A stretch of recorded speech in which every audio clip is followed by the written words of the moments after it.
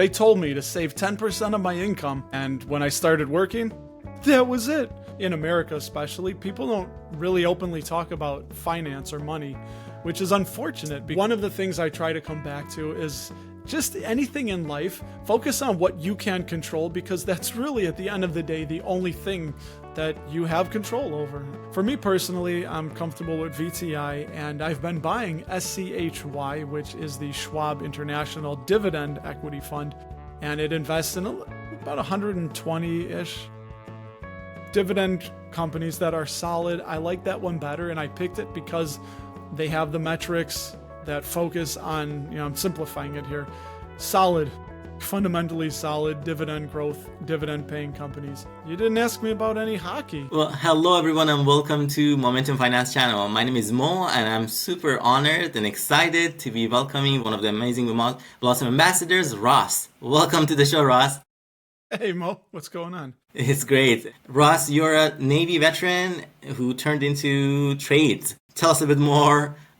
For those who haven't met you, which I doubt there are a lot of people like that. Your YouTube channel is very popular. You post contents on Blossom regularly as well. But tell us a little bit more who you are, and we want to get to know you better.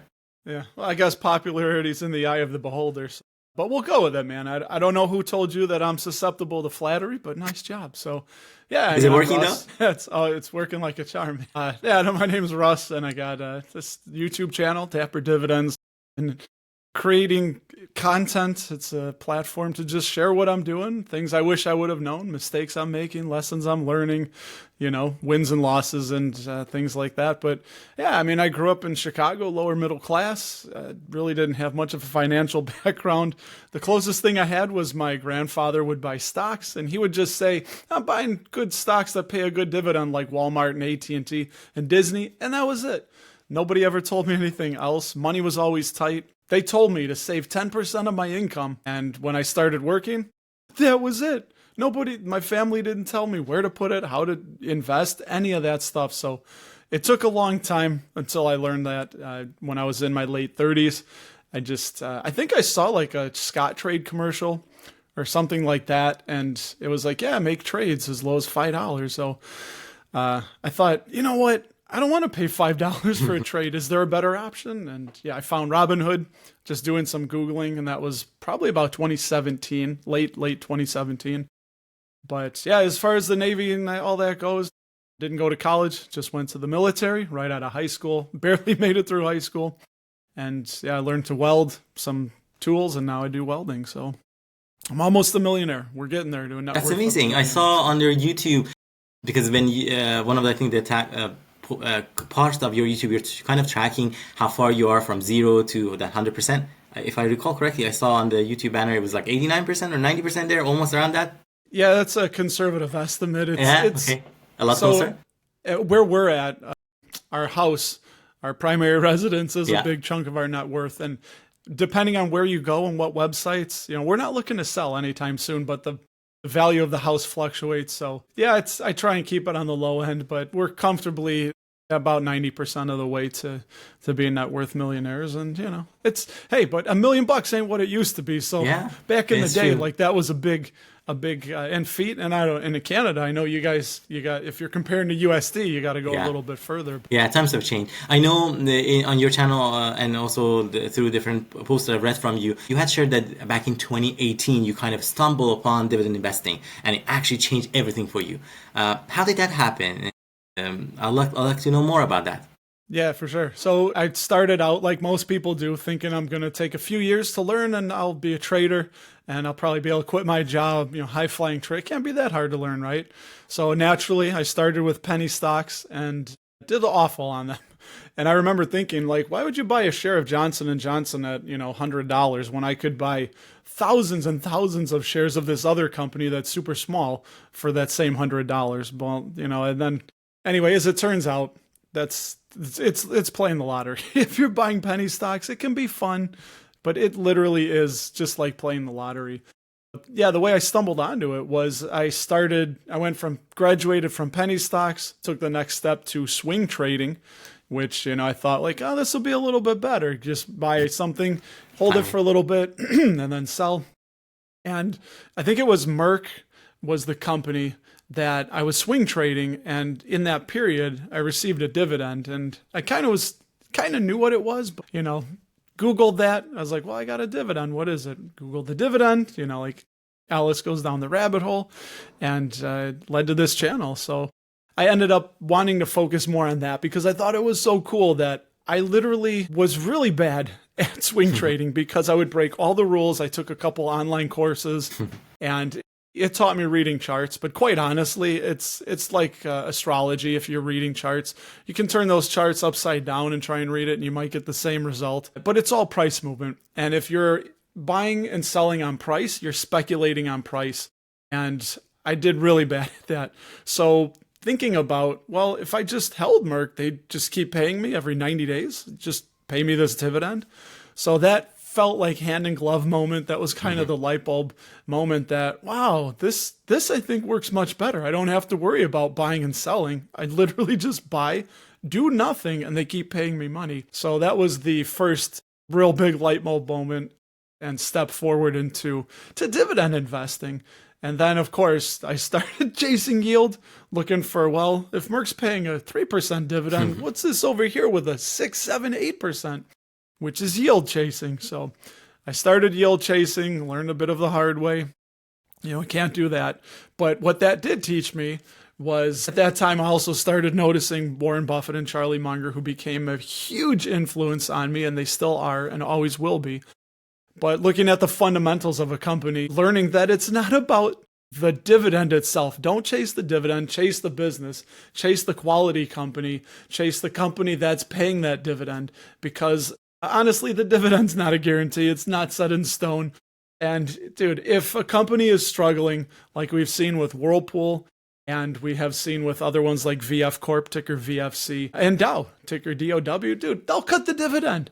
If it's all about the safety and security and long-term growth, right around here, we say that businesses, I think they're living, breathing entities. And the first order of almost any living, breathing entity is to survive. So yeah, if a company is struggling to survive, the dividend's going to go away. So yeah, you just can't buy that dividend. So say something else. I'll just keep running on. This is the problem, Mo. When you talk to somebody that has a YouTube channel and a podcast, you can ask one question and I might talk for 25 minutes. Hey, you make my job easy. I tell you, Russ. I love that you're a storyteller. I must say, in preparation for the interview, I watched some of your recent videos, and there was one, I feel like it was one of those live ones that you have it, and I mean, I commend you because I knew your schedule, how busy your schedule is. I was like, wow, knowing you did already tell me that during the week you're so busy, you're still committed to your audience, and you were on that call, and it seems like you have already build that rapport with your audience, very genuine. You come across very genuine and also data driven. I love that the videos that I watched, like you're talking about, just like what you said, don't chase, just yield. What is the fundamental of the business?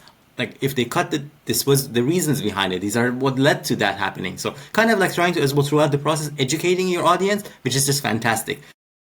I have a question for you. Given that you're passionate about the dividends, is it fair to say majority of your portfolio is in dividend paying companies, or all of them, or do you still have alternative type of companies in your portfolio, or maybe ETFs that not necessarily just focus on dividends? Right. So the majority of the portfolio is, it's funny, I'm trying to think of a funny way to say that, but yeah, it's probably dividend paying companies because of all the companies that pay a dividend that I capture when I own VTI, which is the Vanguard Total Stock Market Index. You're owning almost every single publicly traded U.S. company. There's some super, super small micro cap stocks that aren't included in really volatile things, but it's pretty much the whole U.S. stock market. The majority is ETF. So I think it's right about, I have 77% of our investment portfolio in ETFs, and then the rest is in individual stocks. And I'm doing that by design, on purpose. I'm working toward 85% broad-based, low-cost index funds, and then 15% individual stocks, because I love researching companies. I love reading the annual reports. I'm kind of a bit of an, people don't understand that I work with. They would never do that. But it's more of a challenge to me to try and find those businesses, right? Warren Buffett will say that you don't find them all the time. When you do find those great companies, it's very rare, but when you do, you're supposed to go all in on them and buy heavy. So in some ways, I'm still looking. I've missed them. I've identified some, like I think Visa and Costco and they're always feeling a little bit too expensive to me. But I mean, we can get into valuation and what I think about that later. But yeah, as far as the majority of our portfolio, I'm not smart enough to pick individual stocks and beat the market, as they say. And right, I know we've people always talk about total return is the thing that matters. Some people say no, it's this or that or the other thing. But honestly, when I look at individual stocks I picked and then compare it to say VOO, I forget what in Canada the VFE is a close tie. VFE, yeah. So when you compare it to the S&P 500. More times than not, with dividends reinvested, they fail to beat the S&P 500, and it's just such a powerful instrument for investing for anybody. We have my wife in VTI, and it's crazy. She's December of 2023, we started doing $50 a week into a Roth for her, and that was a bit of a blind spot. No idea why we didn't have a Roth for her, but just figured out then we'll start putting some into it. And she doesn't really pay attention to investing at all. She has almost a 25% return since, granted, we're at the tail end, well, maybe in the middle of this massive bull market. But the fact is, she doesn't pay attention. She doesn't care. We have it on autopilot, which I think the cheat code to investing and long-term wealth generation is to automate it. So for her, it's automated. She knows nothing about it, pays very little attention, and she's managed almost a 25% return since December of 23, which is, it's crazy for somebody just to not even pay attention. Right.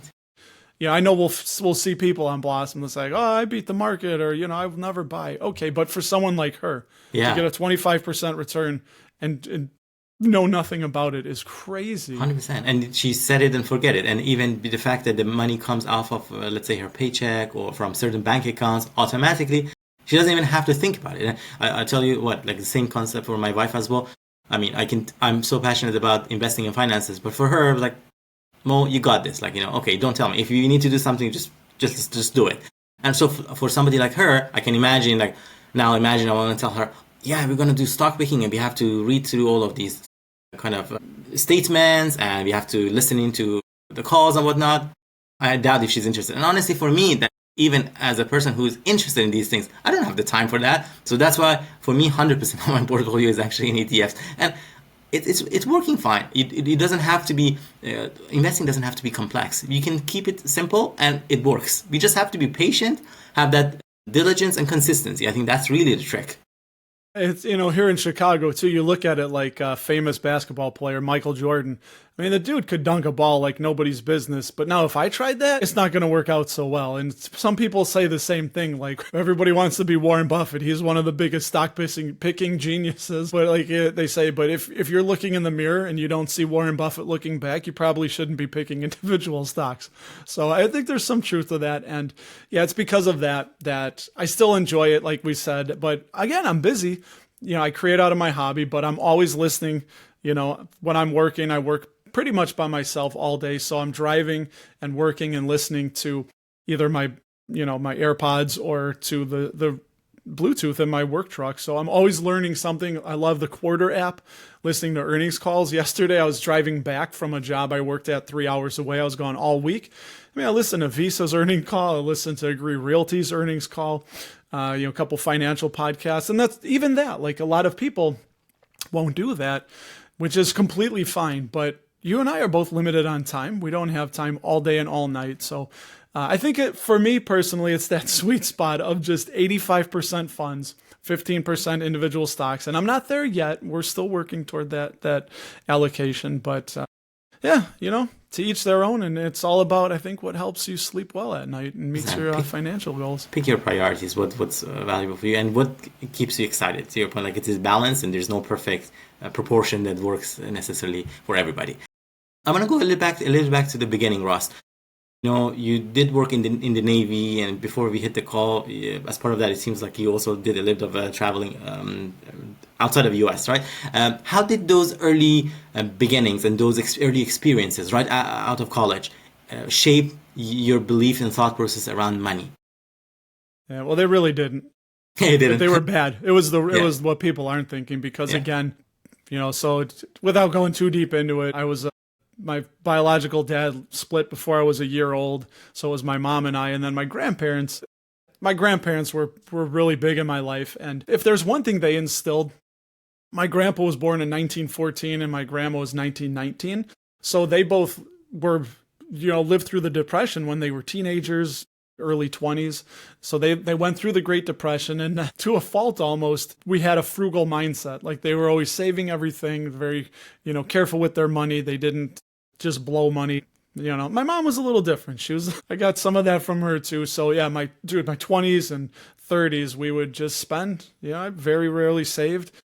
We had the 401k through my employer, and I can't even tell you, for over a decade at least, I did 1%, sometimes 2% match, which was leaving free money on the table, or I'm sorry, 1% contribution of pre-tax income, which is just, it needs 10% at least. I'm telling my kids, bare minimum, 10%. Richest Man in Babylon is a fantastic book. From every dollar that comes your way, you look at it as I have 90 cents. Like pay yourself that 10%, 10 cents first, and then learn how to live on that other 90 cents. Like just with that 90 cents, you get to pay bills, you can have fun money, buy your clothes, whatever you want to do. But yeah, that 10 cents, dude, that is gone. So in a way, because they in the 1970s, Stanford ran something called the marshmallow experiment. So they took kids that were about 5 to 7 years old, sat them down in front of a marshmallow at a table and said, okay, here's a marshmallow. You can eat it now, or you can wait 15 minutes. You can't eat it, but 15 minutes later, you'll get 2 marshmallows. So it was an exercise, like they hypothesized that self-control and delayed gratification were going to be early markers for success later in life. And about 30% of the kids were able to use self-control and delayed gratification and just sit there, even though it's tough. It's on YouTube. Anybody listening, just put in marshmallow experiment, and you can see these kids like struggling, like they want to eat the marshmallow so bad. But and 30% of the kids were able to not do it. They tracked them later in life, caught up with them, and the ones that delayed the gratification had greater success, higher SAT scores, less problems with substance abuse. So all in all, the delayed gratification and self-control was a good thing. But yeah, going back to me, my grandparents delayed a lot of gratification, almost to a fault. So I guess I picked that up from them. And saving just came naturally to me once I learned how to do it. Nobody showed me. I kind of had to figure that out through Google, through YouTube. A big early influence was Ian Lopic, PPC Ian, who's also big on Blossom. Yeah, someday I'm going to meet him and I'll get to shake his hand. And yeah, he was a big influence in the early days of kind of shaping my investing journey. But yeah, as far as those early days, man, it didn't really teach me much, unfortunately. So there was some good things instilled inherently. I feel like sometimes there's indirect lessons that we learn along the way. Maybe we reflect back on it, like, yeah, I didn't necessarily learn anything from it, but now, for example, you have your own kids too, like maybe the way that they were growing up, or the study that you just talked about. Like, I think as human beings, we are the sum of all the encounters that we come across us, right, in our lives, and there's always some learnings to be had from it. And sometimes, in different occasions in life, there might come an opportunity whereby you get to share that with a loved one, with a friend, with a colleague, just like how you share your wisdom and learnings with others on your channel. I have a question for you. When we were talking, you said you grew up in Iran. How did money work there? What was it like in Iran? Like money, how was that? Yeah, so I left there, like I would say probably over 15 years ago or so. But at the time that I was growing up there, I would say, when I reflect back on it, a lot of the thought processes and mentalities, Ross, are the same, in a sense that, you go to school. After the school, essentially, you want to find a job as soon as possible after you graduate and try to save and make money. But I didn't know anything about like investing per se. All I knew at the time, to be honest with you, was mainly from my mom. She was always a saver. She was always had the mentality of not just only save, but also if there's possibility of investing in assets. Like, she was big in real estate, I remember, and she was very young. She was a single mom. In her 30s, she started like buying the second property and third property. So that's something that I remember, always had that mentality. And so I learned a lot from that. So as soon as I got my first job, had my first paycheck, I remember like very diligent, making sure that I put it in the bank, high yield savings account. And now, high yield, if I tell you about the rates back home, you will be like, wow, that seems very high. Like, we're talking about like 15%, 18%. But remember, the inflation rate is so high there that your money is actually devaluing itself. So you're not actually gaining anything technically. I didn't know about investing in the stock market. The only time that I got to learn a lot more actually meaningfully about stock market was when I actually came here to Canada, and when I started opening my first bank account. My reflection on this whole point is we have a lot of new investors on Blossom.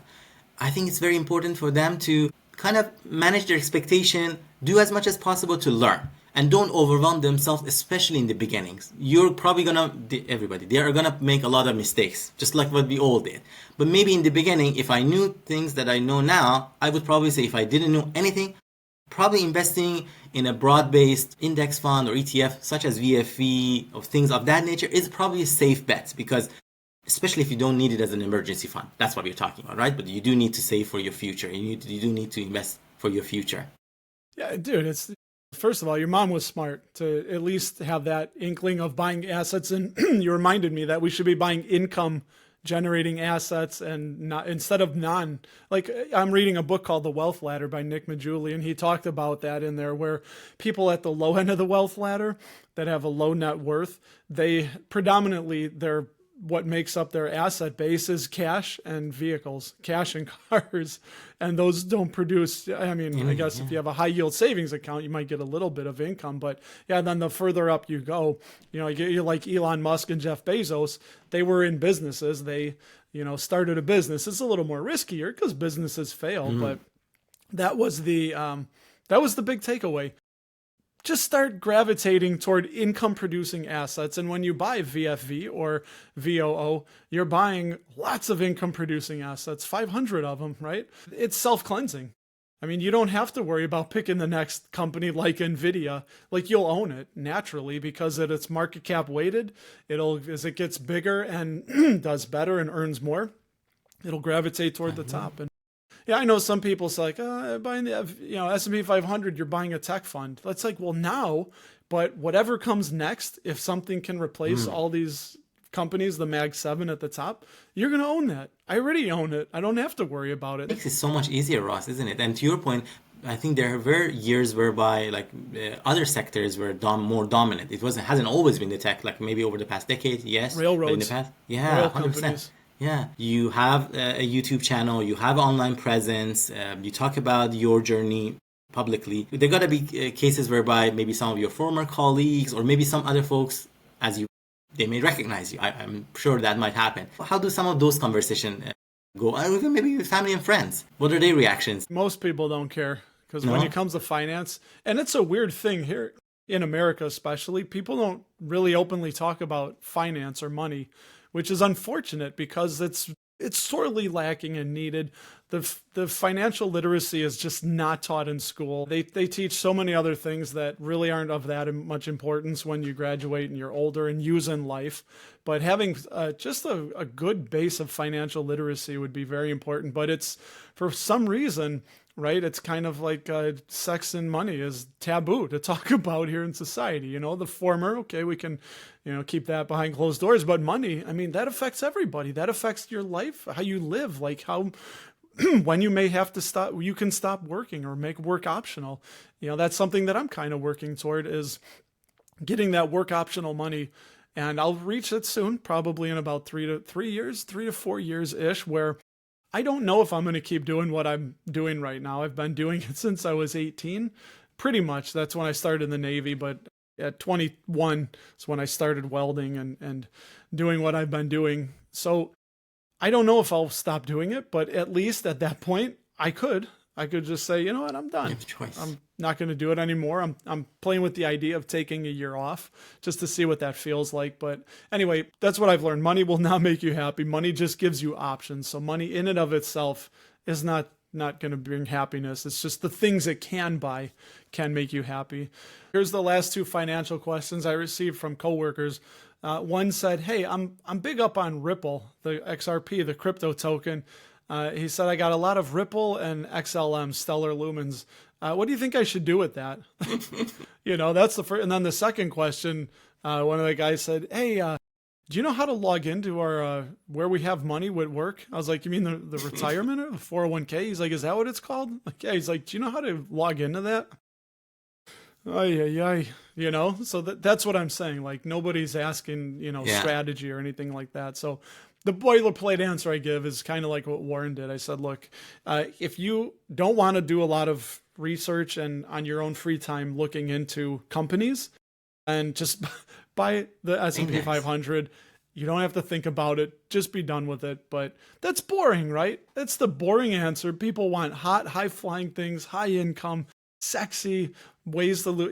It's like I always say, we just keep coming up with new ways to lose money when the old ways worked so well. Isn't it unfortunate though, Ross? It's unfortunate, and I think like going back to the example of marshmallow example you had, wouldn't that be cool? I mean, I'm not saying maybe there is actually such a thing, but maybe early on for our kids, for the younger generation, we teach them some of that, not only the delayed gratification, but also the value of boring is fun. It's okay. There's nothing wrong with something is boring as long as it ultimately gets you the outcome that you're wanting to get from it. And I mean, we don't have to use those big words. We have to make it simple. I don't know. And if you know of something, hey, if you've come across something, please do let me know because our daughter is still very young. She's just 15 months, but I would love to start teaching some of those good habits and good behaviors, values to her.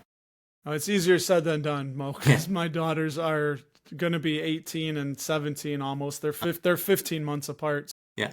Yeah, it's funny. Now you got a 15-month-old. I had Yeah. a newborn and a 15-month-old, so imagine that. Yeah. But yeah, it's also the people too, because my daughters don't care. I tried when we got the stimulus funds here in COVID times.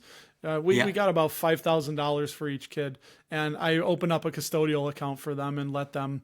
I pre-selected about a dozen stocks and said, here, you can pick some from this list, and we'll put money into it, which they did, but they just don't care. I try to get them into it, looking at it and talking, and for whatever reason, they just don't care. So, which is fine because that's why I put out I wrote a letter to them, and then I put it in as a newsletter about just why just buy the S&P 500. I like VTI. I like to, I don't know, I guess just get that little extra kick of owning every publicly traded U.S. company.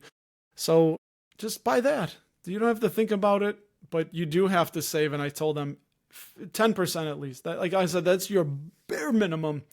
10 cents of every dollar. You don't even think you don't even have it, and that's what you're going to build generational wealth for. I said, just blow it all, and then you'll just work until you die. One of my favorite quotes by Warren Buffett said, "If you don't learn to make money while you sleep, you will work until you die," and that's a choice. So hey. You can work until you die. I hope you love it, but there is another way, and I'm showing them another path, and it's going to be up to them if they want to take it, So that's all we can do as parents, and that's something I've learned. When the kids are born, you have these ideas about what they're going to do, who they're going to be, but as I've learned in brutal fashion sometimes, they are their own people with their own ideas, and sometimes when you try to impose your ideas on them, they push back and tune out, and that's something we're learning to navigate as parents. To your point. And I mean, that's the age probably that as well. Like you see that more and more from the kids going through that kind of stages of life. But I feel like, at the end of the day, setting good examples, which you are, Ross, and teaching them good values. At the end of the day, of course, there's so much. Do you feel like, depending on like their kids' age, like, when they're younger, when they're at the teenage years, and when they grow a little bit older and whatnot, they might listen to folks that they resonate with a little bit more. So I'm just thinking, like, let's say for my daughter, once she's 14 or 15, probably she's gonna resonate with like maybe a singer or somebody who's like an influencer who's almost like her age, because then she can see like, okay, well, as opposed to like probably his dad has a YouTube channel, go watch my channel. Like, Dad, what are you talking about? Like, I don't understand what you're talking about. Do you feel like that could be possibly as well an avenue to consider? They don't want to listen to the parents. Like we tell them stuff, and it was great because there's a famous skateboarder named Tony Hawk, and he was big in the 70s and 80s, very famous skateboarder. And I heard an interview with him where his son has taken up skateboarding naturally, and Tony Hawk, one of the legends of skateboarding, was trying to teach his kid something, and the kid was like, nah, it doesn't look right. Wow. And he's like, trust me. He's like, this is how you do it. So anyway, Tony Hawk, he's around other professional skaters, and I guess he hired somebody to coach his kid, it's crazy to me. But anyway, he said his coach taught him the exact same thing I did, and his kid was like, oh yeah, he's like, I've been trying to show you that. He's like, but I learned, like, the kids don't want to hear it from the parents for whatever reason. Like most kids, they want to hear that same thing from somebody else. So that made me feel so much better that if Tony Hawk can't teach his kid a skateboarding trick, but then Yeah. somebody else that has probably a quarter of the talent that Tony Hawk does said the exact same thing, and then the kid does it. So, Yeah. but again, it's case by case. Every 100%. human is different, Right. and the only thing we can control is what we teach them. We can't control what they're going to do. I'm big on stoicism and philosophy and wisdom like that. So that's one of the things I try to come back to is just anything in life, focus on what you can control, because that's really, at the end of the day, the only thing that you have control over. I know it sounds redundant, which I guess it is a bit. Very but powerful though. It is impactful not only in finances or life, but also work. I know how many times, like sometimes we were working on something and you get stressed out. Oh. But if you actually truly think about it, focus on what you can control. There's so many other things outside of your control. Worrying about it is not going to change it. What are you going to gain from it? So even if you think about that, that's actually super powerful. Your body, your mind, and your money, how you spend it. That's really the only things I can't even control what my wife does, or vice versa. So that's it's great because, yeah. And another thing I learned is to try not fall in love with things that can't love you back. Thinking of investing, like you said, we get attached to stocks, and they're just little pieces of a company, little slivers of a company. And sometimes, I've had investments where I think it looks great. I'm like, just go up. Why won't you go up? But you can't control that. The only thing you have control is what you buy and what you sell in investing. There's so many great companies out there. How do you make that judgment call? What are some of the key metrics that you take into account? Yeah, to keep it simple, I'm struggling with this too, because nowadays it feels like valuation doesn't matter. And again, as much as I love index funds, the market cap weighted index funds, it's almost fueling that, because whether Apple deserves it or not, Apple's a company that their revenue has been stagnant. Some of their margins are compressing, but yet they have a really high valuation multiple. But I think a lot of that is because they're already at the top of the Mag 7, and people keep, every dollar that goes into, I think the Mag 7 make up like 30 or 35% of the S&P. So just right there, 35 cents out of every dollar-ish, is going into those top 7 names, whether they deserve it or not, which keeps making them bigger and bigger and bigger. And I mean, eventually, I guess we'll hit the law of large numbers where they can't do that forever, because then eventually we're going to have seven stocks just be the entire world. That wouldn't make sense. But, I'm still looking at some of the famous value investors. I mean, like Warren Buffett, obviously, some of Phil Fisher, Ben Graham, and they evolve. Everybody evolves, everybody changes. But it's just looking for companies that have revenue that's growing, going up and to the right. You want that. Some kind of a durable competitive advantage. Some people like Warren call that a moat. So you want to make sure that they're going to be able to keep making that money, trying to predict, 5-10 years into the future if you can. I'm not a big fan of discounted cash flow analysis. DCF, I know this might be getting ahead for some beginners, but all that is, it's a prediction game. It's trying to guess the future. Yeah. And Pulak Prasad and Terry Smith are 2 investors that I love. Everything I learned about investing from Darwin is by Pulak Prasad. Fantastic book. And in it, he kind of says the same thing, is that people try to predict cash flow 10 years into the future when some companies have trouble 90 days into the future predicting their cash. So it's kind of foolish to think that we can. So the way I simplify it is I say, okay, like Costco is one that I'm still waiting on. I'm being stubborn, but I think right now, until 10 years from now, do I think Costco will not only still be here, but will they be more profitable? And if earnings drive stock price, then I think the stock price will be higher, which kind of makes my point, like I should just buy it now. But I think it's a little expensive. But the idea is that that's a way to simplify it if you're going to play in that sandbox of individual stocks, is the company going to be more profitable 5-10 years from now? And I don't even bother with the DCF and trying to come up with a valuation today of 3 decimal places. Like you can't, it's tough. It's like Warren says, you try to buy in a range. Like there's no exact DCF number because nobody knows the exact, I know, newsflash, right? Nobody knows the future, but it's a range. Like he always says, if somebody's overweight, you can tell they're overweight without seeing them on a scale. So it's kind of a range that you're looking for. But yeah, I mean, that's just it. It's revenue going up, making sure that they have something I can understand, which I've missed companies And I still struggle with that. There's been some obvious ideas and that people have, like Facebook was one when it was in the 100s, I don't know, 2 years ago, 2.5, 3 years ago. I thought like, it just seems too easy. They don't pay a dividend at that time. That was one of my big learnings. And, that was one I missed. I missed Netflix.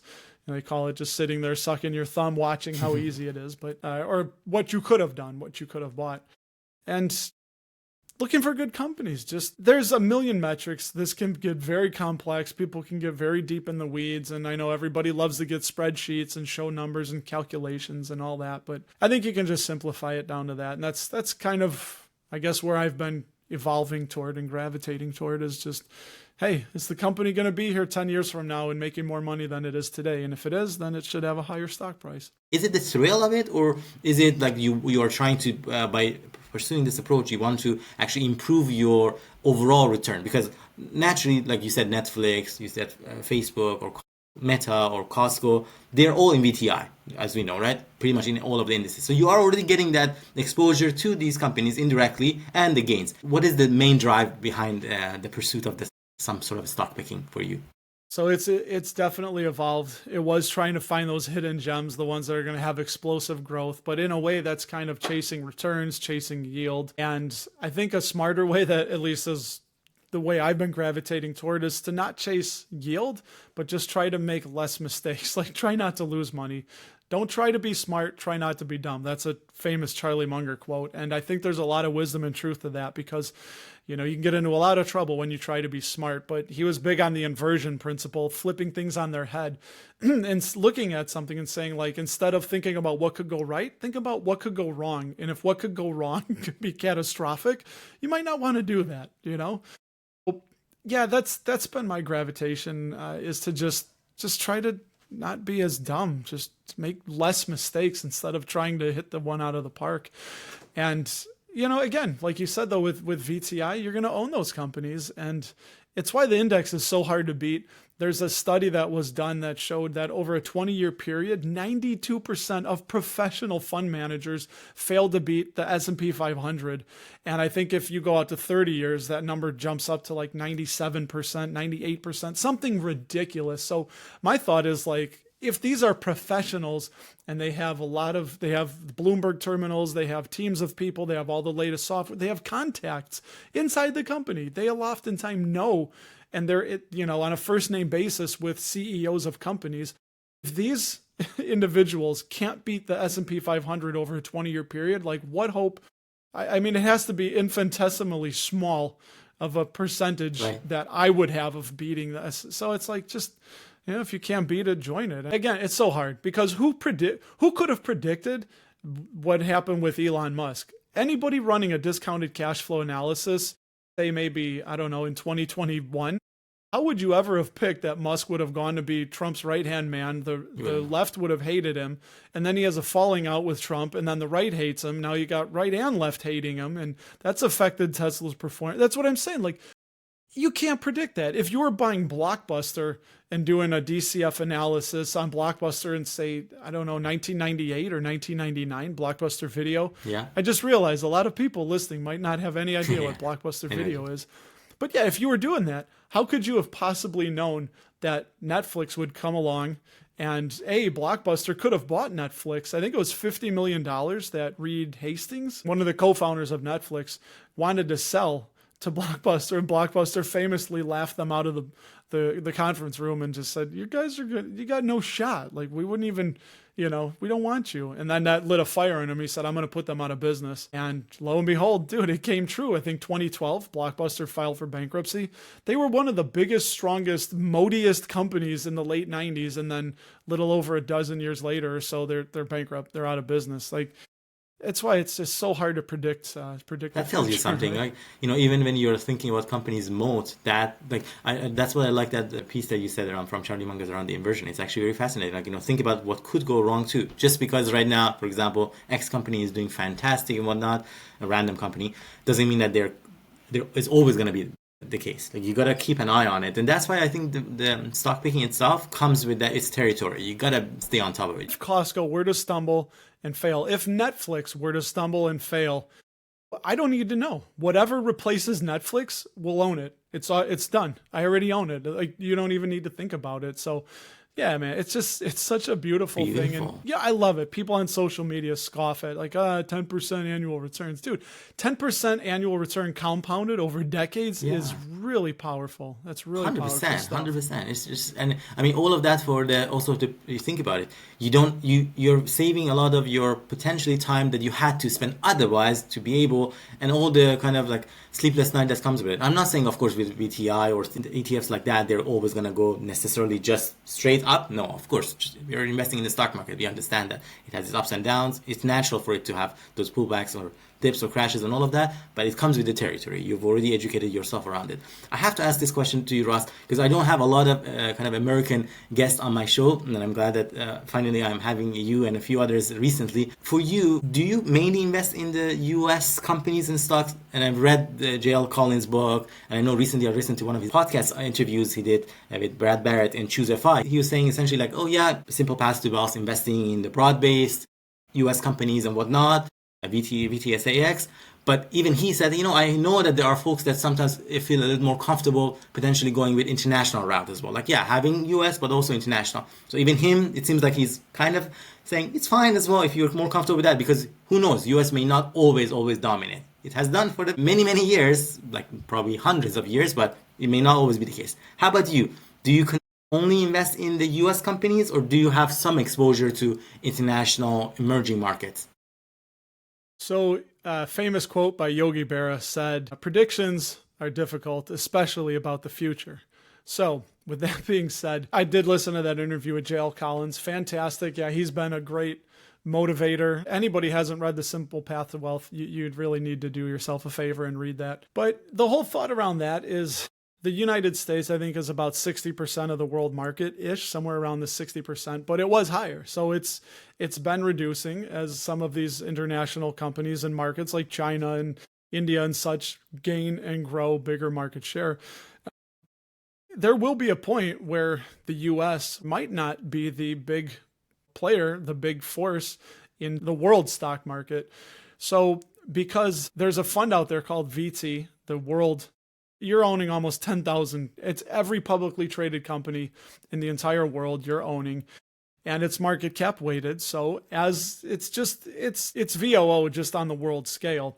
So you're still getting exposure to the Mag 7. I think they're at the top pretty much. And there will be a shift. And whenever that shift happens, then you will automatically own those biggest companies in other countries. If they should happen to replace the Mag 7 or some of those components of it, you wouldn't have to worry about it. But as of right now, the returns are a little bit less with VT. So it could be premature. It could happen in 10 years, 20 years. Never it could happen. But for me personally, I'm comfortable with VTI, and I've been buying SCHY, which is the Schwab International Dividend Equity Fund, and it invests in about 120-ish dividend companies that are solid. I like that one better, and I picked it because they have the metrics that focus on, I'm simplifying it here, solid, fundamentally solid dividend growth, dividend paying companies on an international scale, none that are in the US.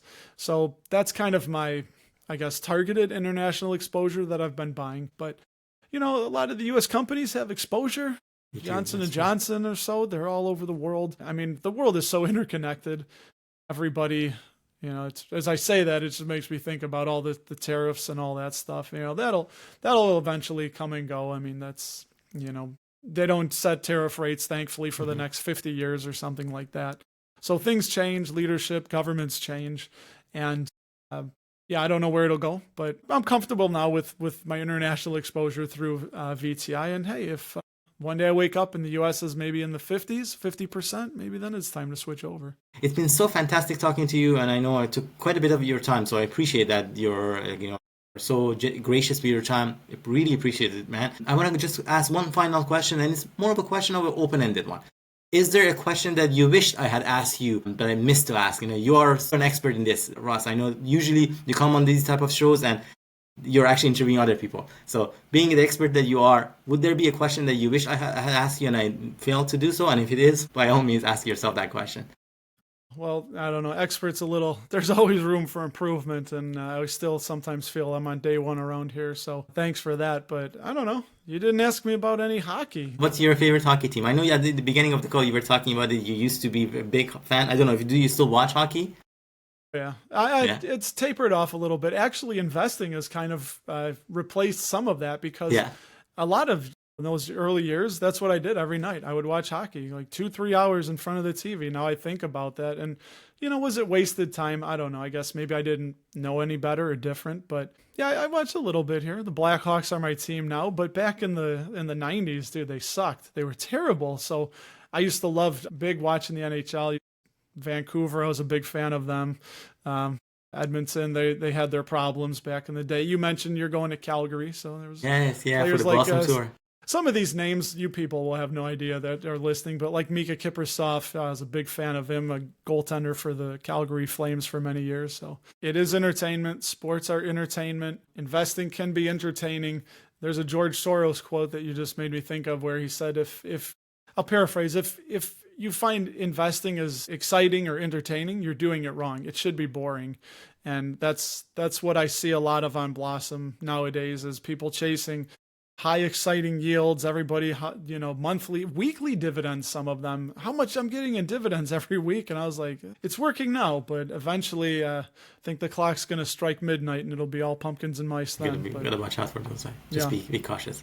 On that note, thank you so much, Russ. As always, I really appreciate it. Keep doing the great work that you're doing, and I'll catch you on Blossom. Appreciate it.